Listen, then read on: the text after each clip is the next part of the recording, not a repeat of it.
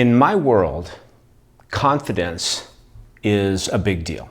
And it is in your world too, and I hope that this particular video points that out to you in ways that you haven't previously thought of.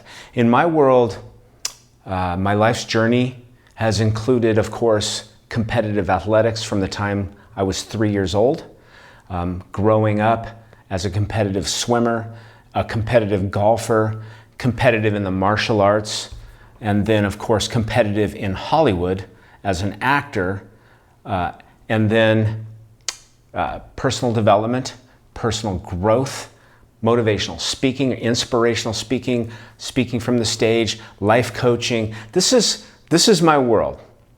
You know, I tend to divide it up into entertainment and then, of course, personal development. But, you know, Cobra Kai, Karate Kid, and acting in Hollywood and the other roles that I've done have certainly played a huge part of my life. I started acting on stage when I was 11 years old and doing theater, and then continued on into Hollywood to pursue my dream. But I'm passionate about other things as well, personal development. And that in that world, personal growth, personal development, it used to be that people, we all know how big of a deal confidence is in our lives and in our professional lives and in our personal lives. But, you know, and it used to be, like I was going to say, that people in this world of personal growth would specialize in topics like confidence. They would write content about confidence. They would teach seminars and coach people on confidence because it's a big deal. But in my world, in that world in particular, people have kind of gotten away from that. And I don't really have a great answer for that, except that maybe the topic got old and boring, and you know, the drive to create new and fresh content, something that other people have never heard before, had maybe kind of taken over for people. I understand that, because in that world too, in this world of personal growth, it's competitive. You're competing against other coaches and other trainers and other speakers and authors who are trying to break out and establish themselves as unique, right? So I think that I have a unique take on confidence. I think that martial artists, I'm a sensei in the dojo. One of the things one of the side benefits of training in any martial art is, of course, confidence. It's one of the reasons that parents bring their kids to the dojo, is for more confidence. So this discussion is all about confidence and why it's important to you. Now, I have a recording that I've recorded a long time ago. I recorded how on the topic of confidence and how I personally have broken it down into levels. I happen to think that I have a unique perspective, and I'm uniquely qualified to talk about this particular topic because I am a sensei, because I've been involved in martial arts for so long, and I've trained so many students, and I've seen things that, and I've done things and I've taught things that bring about and cultivate confidence within an individual. I've had individuals walk into my dojos with zero confidence. And walk out of those dojos years later as a black belt, holding their head up, their shoulders back, and legitimately being and embodying confidence. And it changes their lives. Now, there's many reasons why confidence can change your life. And I'm just going to get to the heart of it right here and right now. Because I don't care if you're a salesperson, a professional, or a stay-at-home mom, just in your personal life, or you're just out there on your journey as an individual and you haven't started a family yet and you've got your friends and you're trying to figure it out. I don't know where you are on the road of life, but I can tell you this: confidence plays a key role in success. Duh. Confidence plays a key role in your success. Now, here's the thing. There's, on one side, doubt, okay? On the other side, certainty. I kind of envision, when I talk about it in this way, that, like a needle in a car. You have 0 and 100 miles per hour. 0, 100 miles per hour.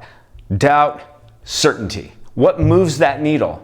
In the car, yeah, it's your foot on the gas pedal. But what moves that needle in life? Here's the deal. Trust. Trust. The more confident you are as a human being, the more trust you have in yourself, and the more trust you have in your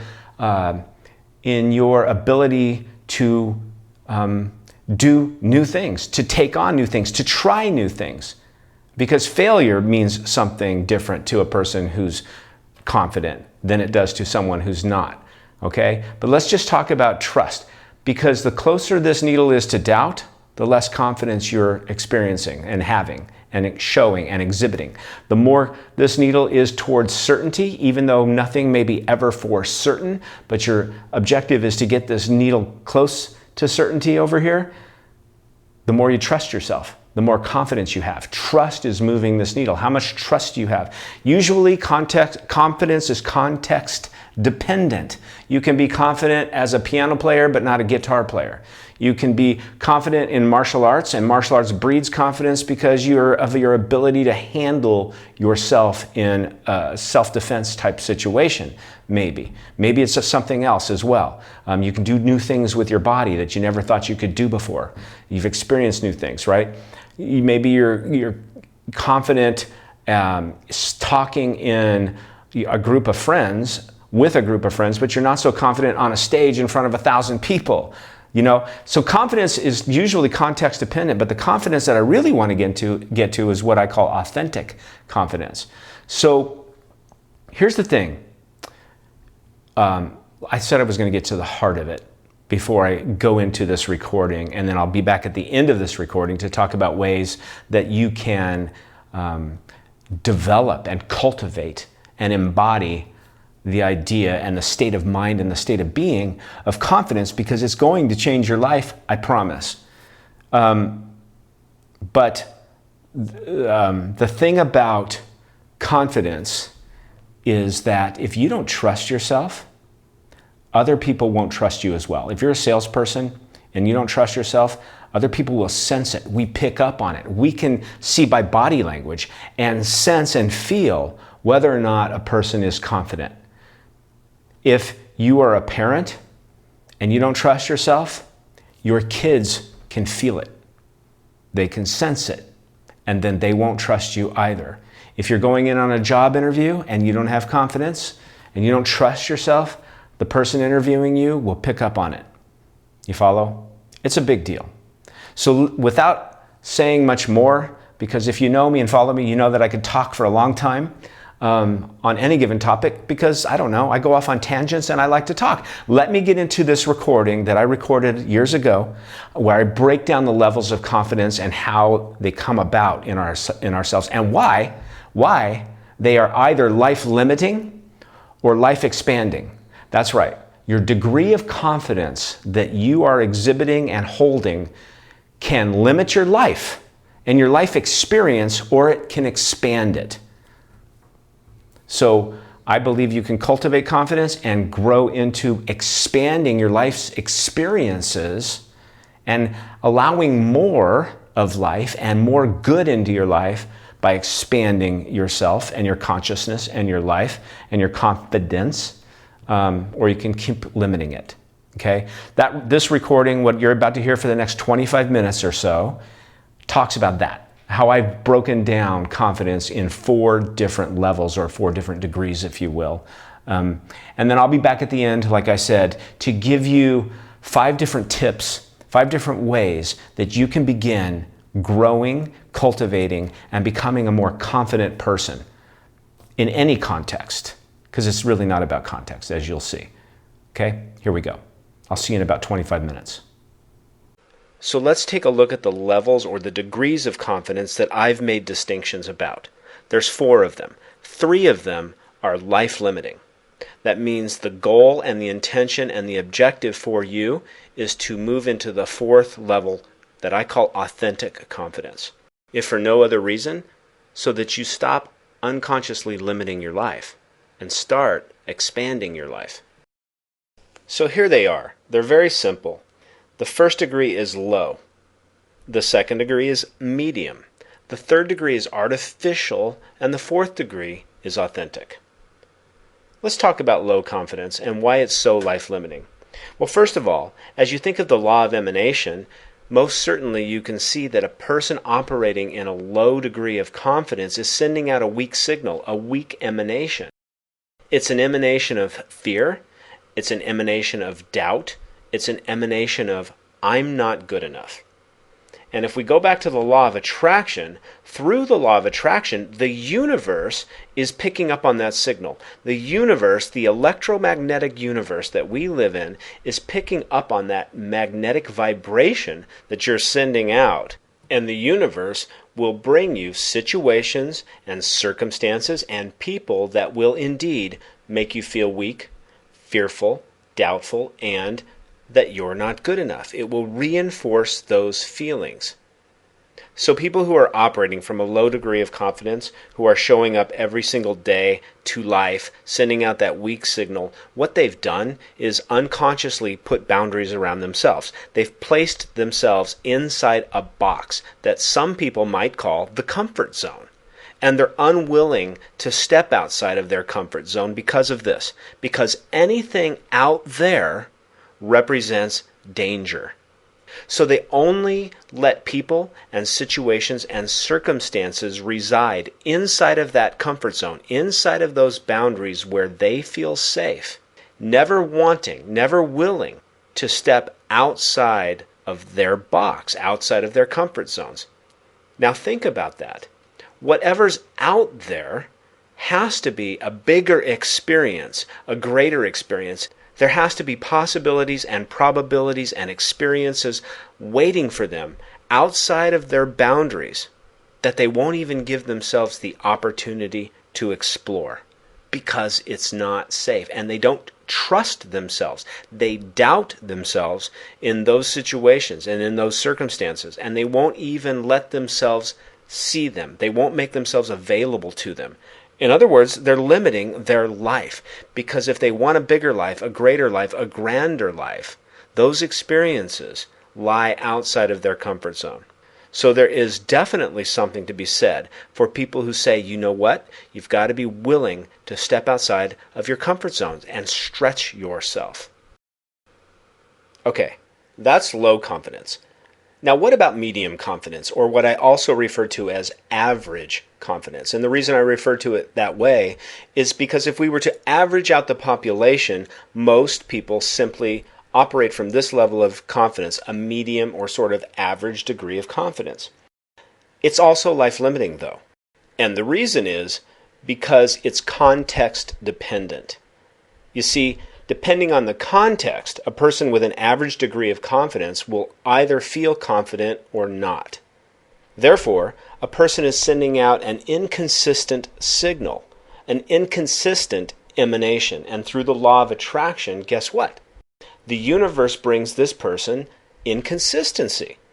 It brings people and situations and circumstances that allow you to feel maybe about yourself, maybe about life, maybe about success, maybe about your success, because it is an emanation of maybe. Maybe I will, maybe I won't. Maybe I can, maybe I can't. Maybe it'll happen, maybe it won't happen. It's a yo-yo effect. It's a roller coaster effect. So think about life. Think about how most people experience their life as if they're riding a roller coaster. They get a little of this, a little of that. They get a little of the things they want, a little of the things they don't want, a little of the good, a little of the bad. Okay, so you say to me, so Sensei Ron, that's life. We all get a little of the good and a little of the bad. In fact, the bad makes the good that much better. It's important that we experience the bad. You know what? I agree with you from that standpoint. But here's the deal. How many people do you know that their life seems to go in fits and starts, that their relationships seem to go in fits and starts, that their businesses seem to go in fits and starts, that they let themselves experience a little success and then they sabotage it? I don't know. maybe, just maybe, you've experienced some of this, a little of this, a little of that, a little inconsistency. So I'm talking about how people never break out of that fits and starts mode and step into the flow of life, where their success builds upon their past success, where they allow the flow of success, the flow of winning, the flow of the good to continue to build upon the previous good. So more good builds upon more good, more wealth builds upon more wealth, more health builds upon more health. All along, of course, there's going to be setbacks. Of course, there's going to be what some people would refer to as failure. I'm one who likes to see failure as feedback. In other words, there's no such thing as failure, but that's a different conversation. So along the way, we understand, of course, not every day's a good day. Not everything can be a success. There's some flexibility. But I am speaking to stepping into the flow of life, the flow of creation, the flow of your own creation of your own life, so that you can build success upon success and thereby participate in your own growth, expansion, and evolution, which is, by the way, another universal law, the law of evolution, which is simply about the tendency for life to continue to expand and grow. And if you're operating from low confidence or average confidence, or even the next one, artificial confidence, you're not going to be in the flow. And neither will you allow yourself to participate in the law of evolution and let yourself evolve. Let yourself grow. Let yourself become more. On the other hand, the more confidence that you have, the more you will allow yourself to grow and evolve and experience and become more of who you already are. Now, back to this idea of average confidence and this idea of boundaries or setting up barriers or a box around us. You see, a person operating with an average degree of confidence, just like a person with low confidence, has put a box around themselves. The box may be a little larger, and there's more experience, there's more people, there's more situations and circumstances that this person will allow inside of their box because there's more room. And this person has learned to trust themselves in certain contexts along the way. So they've had experiences, they've had senses of where they can trust themselves, of where they can feel self-assured, where doubt isn't present. So guess what? They will allow themselves even to sometimes step outside of their box and explore some new opportunities, some bigger opportunities that lie out there. But guess what? When it starts to get a little uncomfortable, when that fear starts to show up, this person jumps right back in the box because of a need that we all have as human beings. The need to feel comfortable and safe. And guess where they're comfortable? Inside their comfort zone. So again, average confidence is also life-limiting. Now let's look at this third degree of confidence that I'm calling artificial. A person operating with an artificial confidence, in other words, they're manufacturing it. It's fake. It's not authentic. This person, at first glance, appears as if they have a high degree of confidence. However, when you start to look below the surface, you actually begin to understand that it's really low confidence in disguise, and therefore it's also life-limiting. Now, to better understand artificial confidence, it's helpful to understand where it comes from. And where it comes from is a threatening environment. So you can imagine a child growing up in the inner city, where he's on the streets, walking home every day from school. He's exposed to street violence and the way of the street, so to speak. Now, I'd call this a threatening environment, wouldn't you? And what we learn to do in threatening environments is we learn to protect ourselves.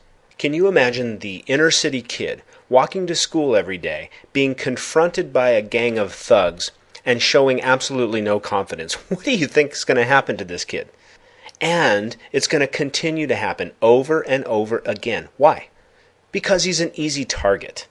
So artificial confidence now becomes a protection mechanism against the world, which appears as a threat. Because we know, subconsciously or even consciously, that those people out there that are threats need to feel our self-assuredness and our self-trust in ourselves so that they leave us alone, or so that we fit in with them. In other words, we're trying to get their acceptance. And so we manufacture a degree of confidence even if we don't feel we're confident inside. It's a way that we can survive. Now, what are some other areas besides the street that might be threatening environments, or at least appear as if they are threatening? I can tell you this, that any area that involves a degree of competition can present an appearance of a threat. So growing up in sports, as an example, presents a threatening environment to every child.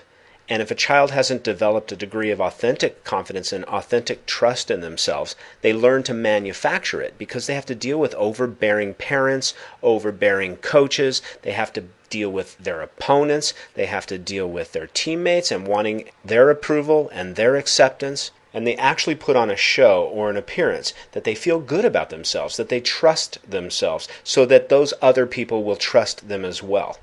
They actually can trick themselves into believing it. So, to that degree, artificial confidence actually works.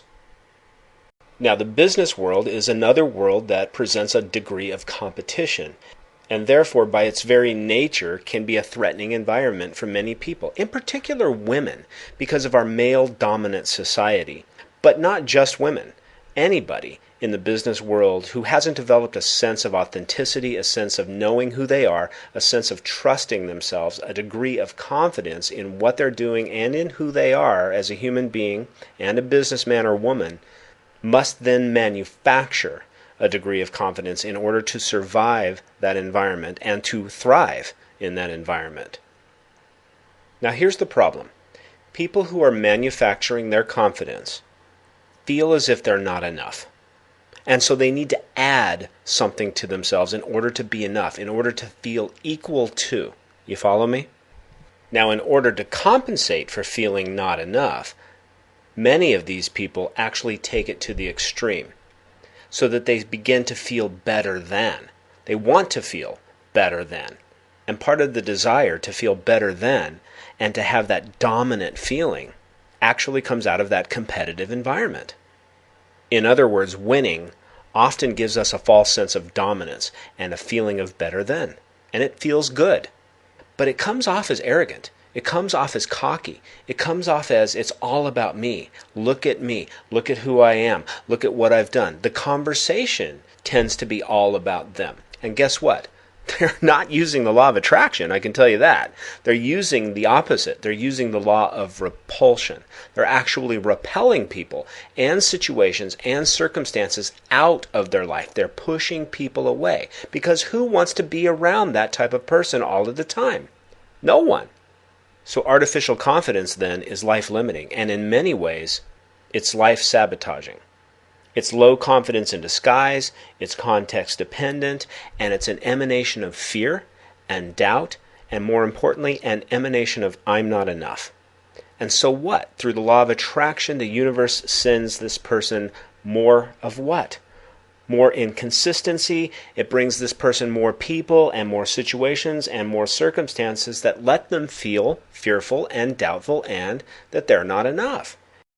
Now, as I've already stated, artificial confidence actually does work to a degree. It helps people survive threatening environments and it does produce results. But at some point it stops working and it sabotages their efforts. Now, having said all that, what I want you to know is that many, many people operate with artificial confidence. And if you think it might be you, there's nothing wrong. It's simply a matter of becoming aware and noticing your past, noticing the environments you grew up in, and beginning to become aware of, hey, maybe I'm actually operating from this degree of confidence. And it's actually artificial because even though I'm putting on this show to the world, I'm not quite feeling about myself what I'm wanting them to feel about me. And then just making a decision to change it. Because this entire conversation is about moving into the next degree of confidence, which is really the only acceptable degree of confidence for high-performing people. And most high-performing people, highly successful people, what I would consider to be champions, are operating, for the most part, from a degree of authentic confidence. A person operating from an authentic degree of confidence does not have those boundaries. Why? Because they take their confidence with them wherever they go. Therefore, there's no need for boundaries because their confidence comes from within. And so it's life expanding. They're willing to try new things. They're willing to take on new experiences, new endeavors. And there's a very important reason why this willingness tends to show up for these people, why they're willing to take on new experiences, new endeavors, stretch themselves, and therefore expand their life because they're willing to participate in their own evolution. And I'll get into the reason why this willingness is more prominent in these individuals in just a moment. But first, let me go through a couple key points about the signal that this person is sending out. A person showing up with authentic confidence is sending out a certain signal, a certain emanation. And it's an emanation of certainty. It's an emanation of trust. It's an emanation of allowance. An emanation of I'm ready, willing, and able. Hear that. I'm ready, willing, and able. Because in order to create success, in order to have success, in order to be successful and manifest success in your life, you must be those three things: ready, willing, and able. All three. And through the law of attraction, if you're ready, willing, and able, and you're sending out a signal of allowance and trust and certainty and letting things happen for you instead of making them and forcing them, if you're doing those things and that's your signal, what do you think the universe is going to bring you? People and situations and circumstances that, well, you fill in the blank. The possibilities are endless, are they not? Now, a moment ago, I said I was going to clarify why this willingness to take on new experiences, to try themselves out wherever they go, because they're bringing their confidence with them. So they're willing to take on new experiences, new endeavors, and try new things. And therefore that is life expanding. They're willing to expand and grow and become more. But why? Why does this willingness show up? Here's the answer, and I really want you to catch what I'm saying. A person operating with authentic confidence knows who they are at the level of identity, and they understand that what they do is not who they are. So succeed or fail in anything they're doing does not say anything about who they are. They understand clearly their identity is not affected by success or failure. You follow me? Therefore, they're not attached to what they do. They're not attached to succeeding. They're not attached to not failing. Because whether or not they fail, they understand that within them they have the certainty, the self-assuredness, the self-trust that, you know what? I can make a new decision about failure and what it means to me. And the decision is, there's no such thing as failure. There's only feedback. What can I learn? In other words, the only failure would be not to learn from my mistakes. And so failure, or the idea and concept of failure, takes on an entirely new meaning. And they're not attached to the outcome. Key point, they are able to detach from the outcome, and they're able to detach from other people's opinions about them. Take public speaking as an example. Public speaking being one of the number one fears in America. And the reason it's such a fear is because we are so attached to other people's opinions about us. We're afraid to fail in front of a room of people because of what they might think about us. However, a person operating from an authentic degree of confidence is willing to get up and speak in public even if they've never done it before, and they're willing to fail in front of those people because they're not attached to the outcome, and they're not attached to other people's opinions, and that's because they are clear about their identity and who they are, and they understand that what they're doing is not who they are, it says nothing about them, and they're also trusting in their own abilities to learn and to grow and to cultivate that talent that might be public speaking. So they understand that the failure is necessary in order to become and to grow and to get better at whatever it is they're doing out there. Okay, welcome back. Welcome back to me live. I hope you enjoyed that recording. I hope you listened to it and didn't fast forward because I think it's important. But If you did, that's cool too. I'm here to give you 5 things that you can do today, starting tomorrow, to establish a stronger connection and be more authentically confident, because that's what I care about. If you are a musician and you want to be more confident with your instrument, great. If you're a baseball player, you want to be more confident, awesome. If you're in any given context, whatever you want to be more confident, cool. But I really want you to be just a more authentically confident person and be a more charismatic person, because more people who are authentically confident tend to be more charismatic, and when you're more charismatic, you attract more people, because people are attracted to charismatic people, confident people, authentically confident, not arrogance, not people who are, look at me type of confidence, as I discussed in the recording, but authentically just confident and trust and comfortable in your own skin. So here we go.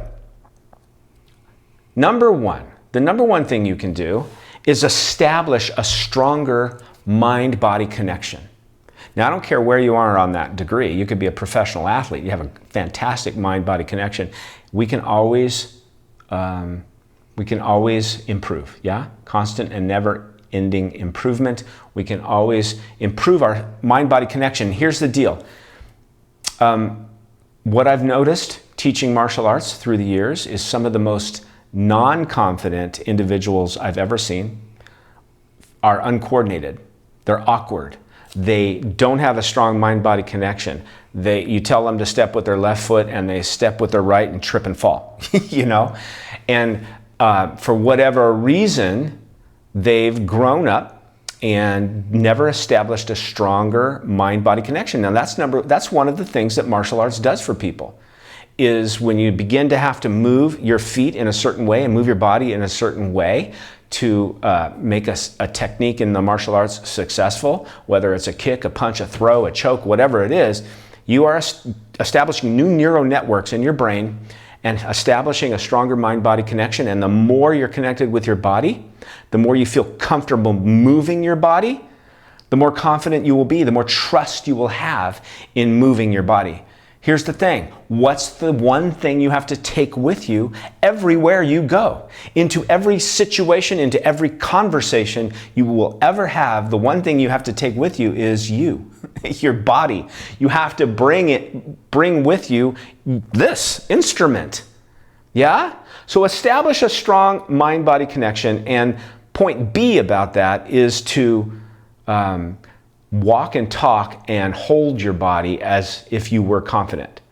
People, often I'll call on somebody. I like to have questions when I'm teaching any topic, and people will cover their bodies up, and I can tell, and they'll slump their shoulders over, and their head will sort of drop, and their energy drops, and you can tell. They're either nervous.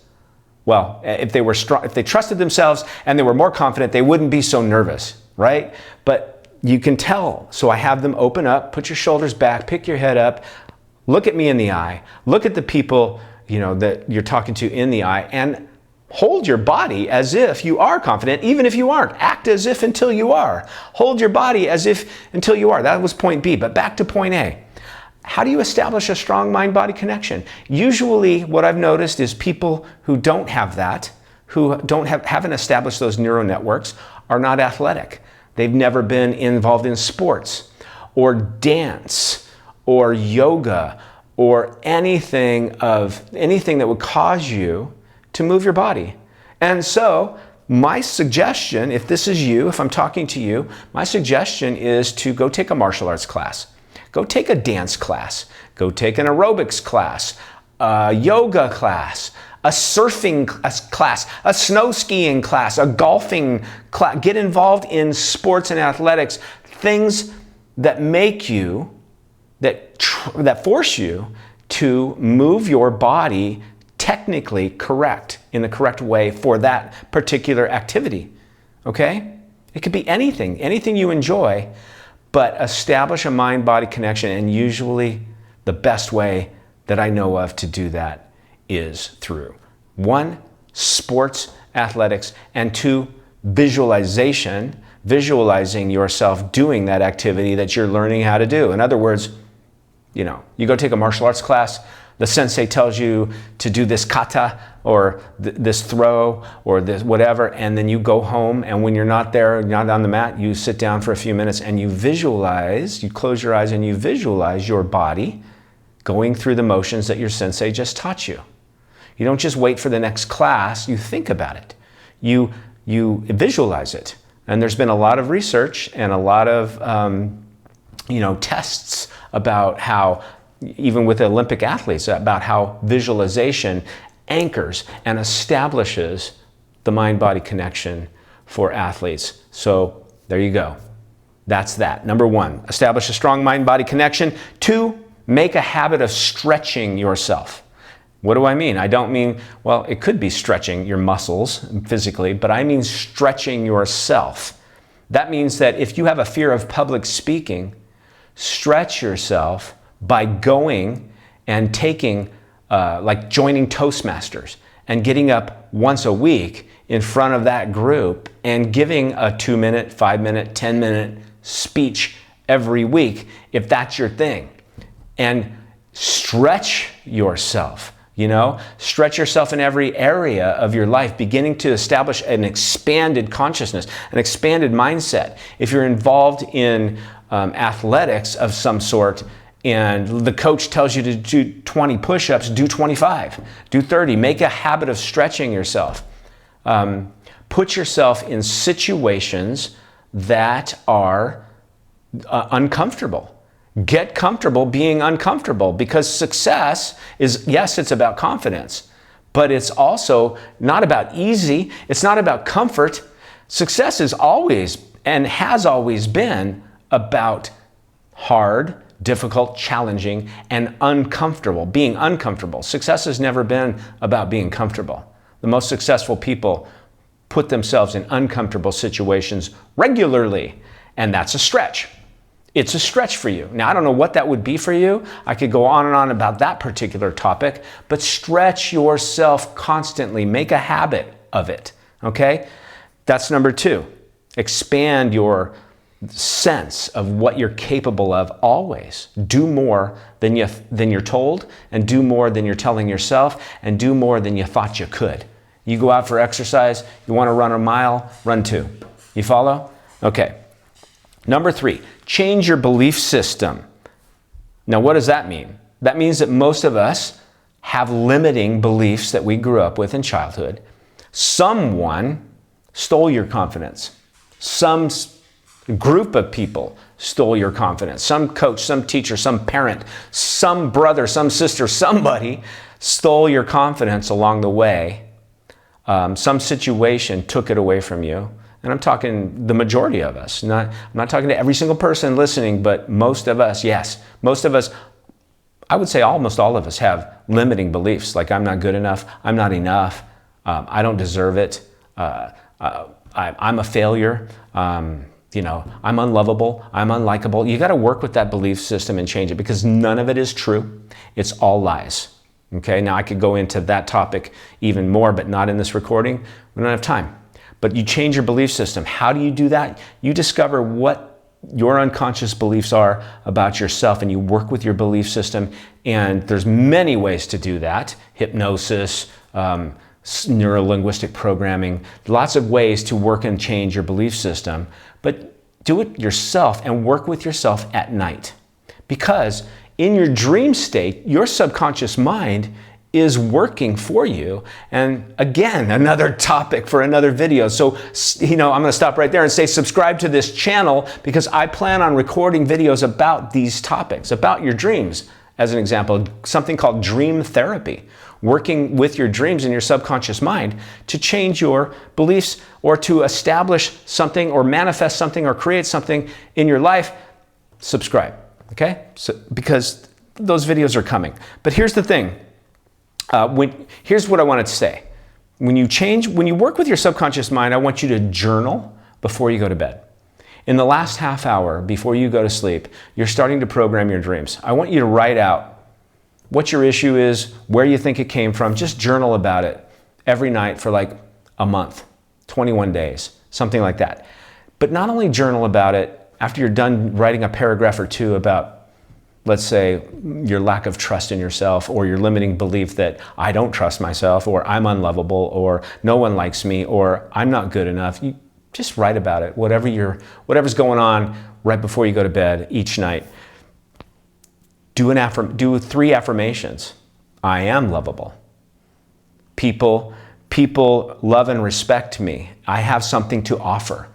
And then you want to supercharge your dreams. You want to supercharge your subconscious. You have a left brain that controls the right side of your body. You have a right hemisphere of the brain that controls the left side of your body. If you're right-handed, like most people are, and vice versa, if you're left-handed, those affirmations and that journaling, repeat it in your opposite hand and write it out. And yeah, your handwriting is going to suck. Your handwriting is going to look like a child. You follow? And I want you to work with it, working both hemispheres of the brain, because both hemispheres of the brain have something to offer us, and both hemispheres of the brain also have something to take away from us being whole and complete in who we are. So when you're working with both, right on the opposite hand, your affirmations and your journaling, as well as your good hand, watch what happens. You supercharge the process, okay? That's number 3. Work with your belief system. So we have establish a stronger mind-body connection, make a habit of stretching yourself, work with your subconscious, and conquer those limiting beliefs that have been developed within you and were maybe probably given to you by someone else a long time ago. Number 4, conquer your self-consciousness. Whatever it is that you are self-conscious about, conquer that. Now I'm going to say this because we all have an ego.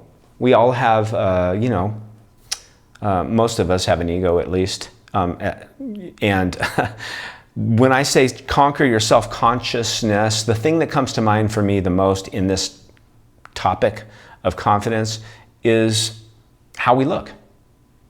How people look is usually how you appear to the world.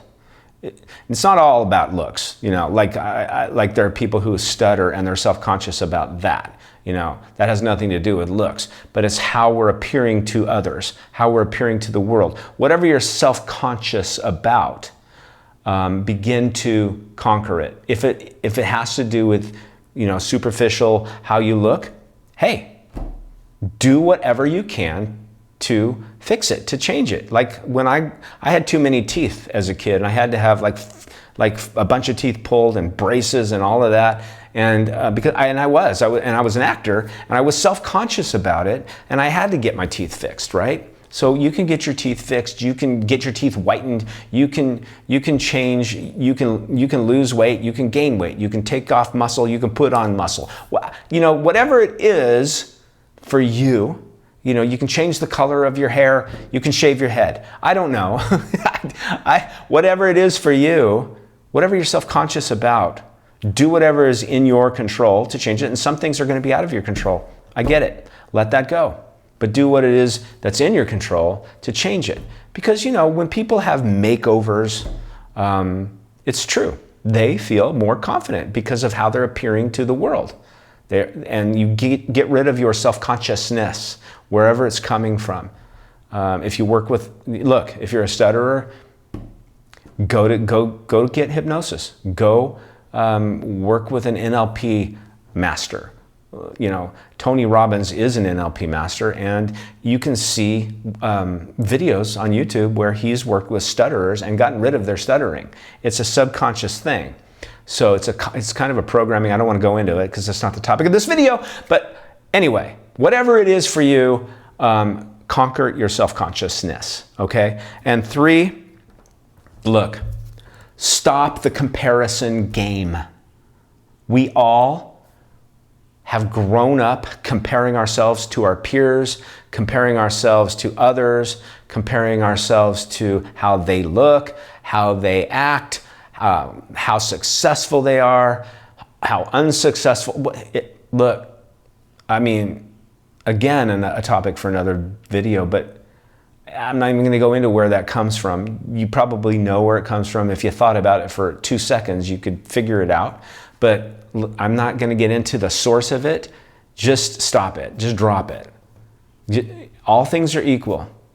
That person over there has the same heart beating in them and the same brain. And well, some people don't have the same brain.